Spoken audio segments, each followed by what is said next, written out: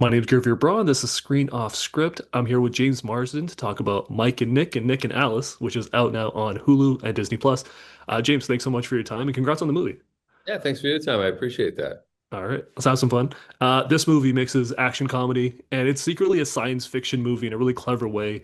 Since the story revolves around going back and trying to fix mistakes, if you could time travel back to one role that you played and experience it again, which one would you revisit and why? You mean a movie or a TV show that was, I think, it was a mistake? Anything? I mean, it's up to you. It could be something you want to relive because it was awesome. Oh man, good question. Boy, there's so many. I had such a good time on so many projects. The original X-Men was so much fun and so eye-opening to me, and the first time I'd ever experienced anything like that. The sheer scale of that movie was huge, and it's just for this kid from Oklahoma. The movie Enchanted was a blast. Hairspray was a blast. Yeah, I've had a lot of fun, and I would yeah, maybe go back to the like early 2000s and uh like see myself learning things for the first time, experiencing things for the first time.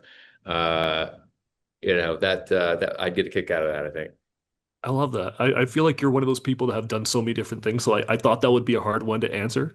For an R-rated comedy or like R-rated action comedy, this movie sure has a lot of Gilmore Girl references. Um, what's your go-to comfort watch that people wouldn't expect you to be a huge fan of? And preferably the more embarrassing, the better. The more embarrassing. Okay, so I can't say the like Succession or something like that. Sure. Boy, yeah, I don't like guilty pleasures like on TV and movies, things like that. Sure. Boy, that's a really good question. Not that I have some sort of high standard that everything needs to be art films, or I don't, but uh boy. Uh I don't really watch too much reality TV. So my girlfriend does. So I get into a few of them with her. Like Married at First Sight is a big one that she likes. So she kind of pulls me into it, and I'm like, I don't really care what's going on here. And then all of a sudden, I have views and opinions, but I maybe that's the closest thing to it. I love that. I just did Love is Blind and I highly recommend it. Yeah. Okay. Well, right. Yeah, I heard about that one. Yeah. You want to That hear way something they insane? mask the person, and then you get to fall in love, and then you don't see them until You later. can't see them. They're Right. Yeah. behind Yeah. a wall. It's Yeah. insane. But you want to hear something else that's insane? It's been 20 years since 30 Rock premiered, and I think for me that's the funniest show ever. And you were such a huge part of that, especially in the later seasons. Can you talk to me about that time in your career and why that show has aged so well?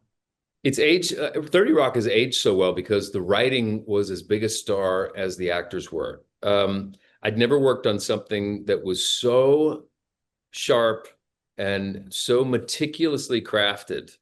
And 30 Rock was just the writers were brilliant, and every word was there for a reason. And it was a real joy to help execute that and come in and get to play as Liz Lemon's kind of dopey boyfriend.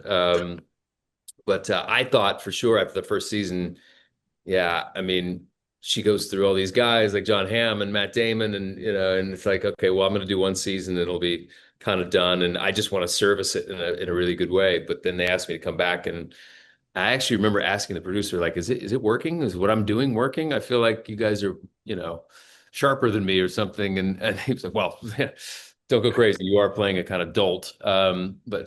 But he said, no, we love your sort of affable, sweet puppy dog nature of this character, and we're actually going to have you guys get married. I'm like, oh, wow, it's a big surprise. I did not see it coming. Amazing. And genuinely, I think that's like one of the most like I think you really landed that show in the end because like you needed that. You completed the season essentially. Like, and I think I love you for that. But genuinely, thank you so much for your time and congratulations on the movie. And I can't wait to see you in this one and see how much people love it. I can't wait to see you in Doomsday too. Oh man, I appreciate it. Yeah, I'm looking forward to it as well. Thank you so much, brother. Have a Thank good you. time, eh? Thank you. Thank you guys.